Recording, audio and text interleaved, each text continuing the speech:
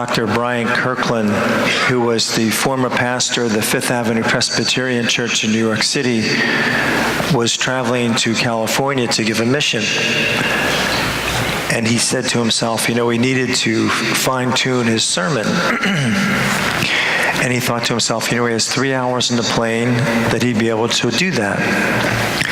So he gets into the plane, opens up his briefcase, and starts working, sitting comfortably in his window seat. And as people started coming in, all of a sudden a young woman came in with about a 2-year-old boy that sat in between them. And he's trying to ignore this little boy as he's trying to seriously look at his studies. It lasted 4.5 minutes.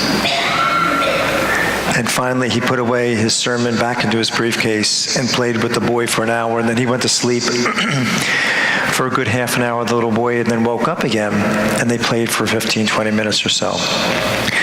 But as they were walking off, this whole time, he wasn't really dialoguing with the mother. And the mother said to him as they were walking out, she said, "Thank you very much." She said, "My son lost his father and my husband 3 months ago." And they said, "It's so good for him to have attention from a man." And he walked off that plane and he thought to himself, he felt different. He felt different. There was something that little boy did for him. And that's why Jesus came as a little child, my friends, because there's nothing in this world that will get our attention like a little child, right? Nothing. And you parents know that a whole lot better than me. But this child brings something to us as well, just like that little child. Another minister was in South Carolina taking his family to a Christmas tree farm, as they do every year. 3 children, they're standing there looking at all these beautiful trees, and the father says to his kids, "This place is filled with beautiful trees. It's going to be hard to pick one." Janine, who's 5, says to her father, "Not for me, Dad. I never look for perfect trees. I'm looking for a tree that needs me. Then I'll make it beautiful."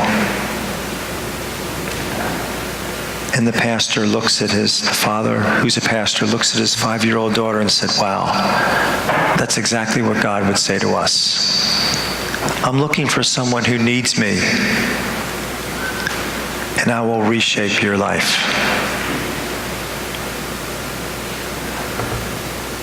Do we need God today, my friends?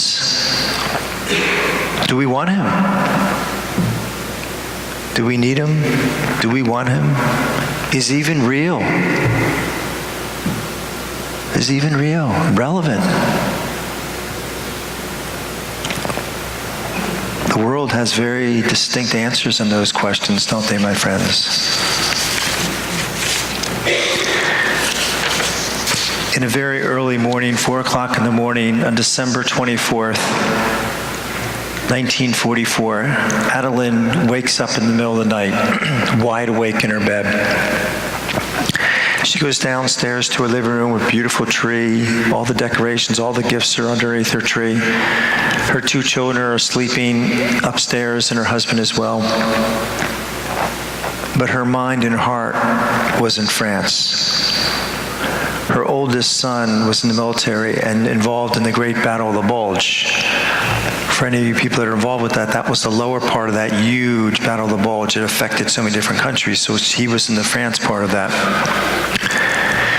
And she just felt, as sometimes mothers get that instinct feeling, that something is going to happen to my son. She prayed the rosary for him, and then she opened the Bible up, and it fell to a verse, 2 Chronicles, chapter 20, verse 17. And she looked at that verse and she said, I never even read Chronicles before. 2 Chronicles 20, verse 17. And this is what it said: "Stand ye still and see the salvation of the Lord, will be with you. Fear not, nor be dismayed, for the Lord will be with you." So she read that verse about 20 times, just praying, reading it, praying for her son, and then she fell peacefully asleep. Her husband woke her up several hours later. In France, at the same time, only France time, which would be 6, 7, 8 hours later in the course of the day, the American soldiers sent a team of reconnaissance and intelligence, a little small platoon of 20, of which her son was the leader. And what they wanted to do was they wanted to find out where the Germans were, because they didn't want to fight on Christmas Day. So they sent this reconnaissance team out and then spot where the Germans were and then pull back. So at least they knew where they were.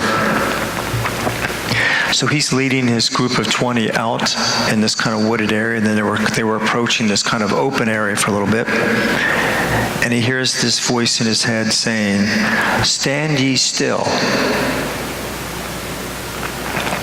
And he did what most of us, when we hear those voices in our head, he ignored it, right?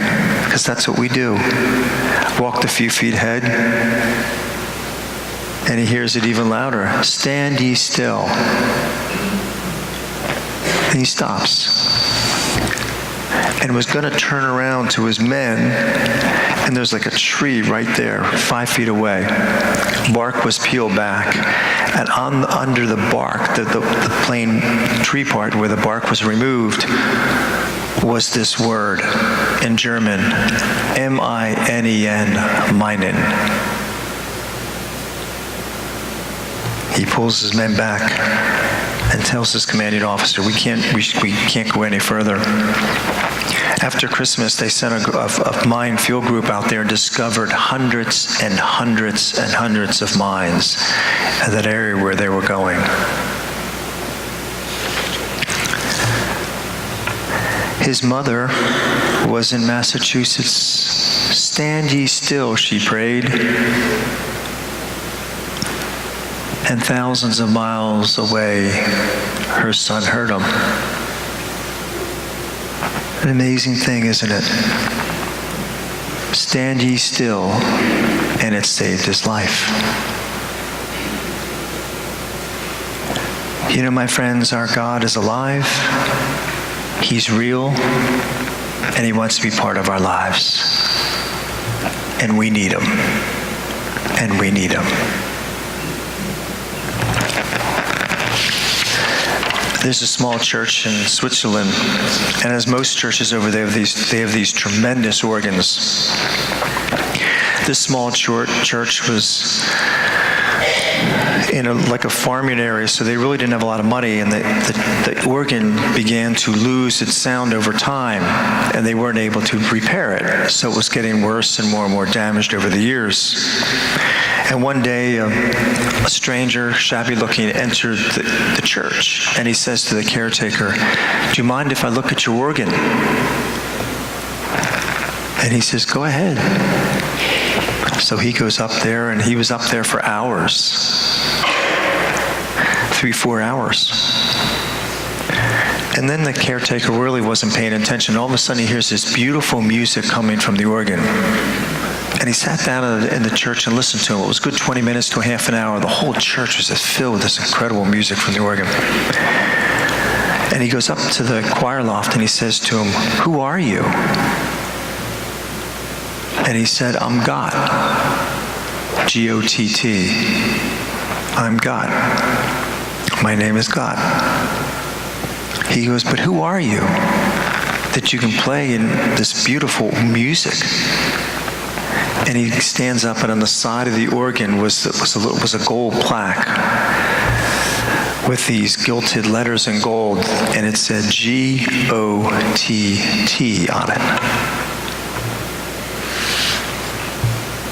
He said, "Many years ago when I was young, I built this organ, and now I'm coming to make it sing again." Many years ago, Jesus came to this world, my friends, to restore, to renew each one of us, to make us sing again, which we and the world definitely needs today, doesn't it? That's why he came. That's why he came.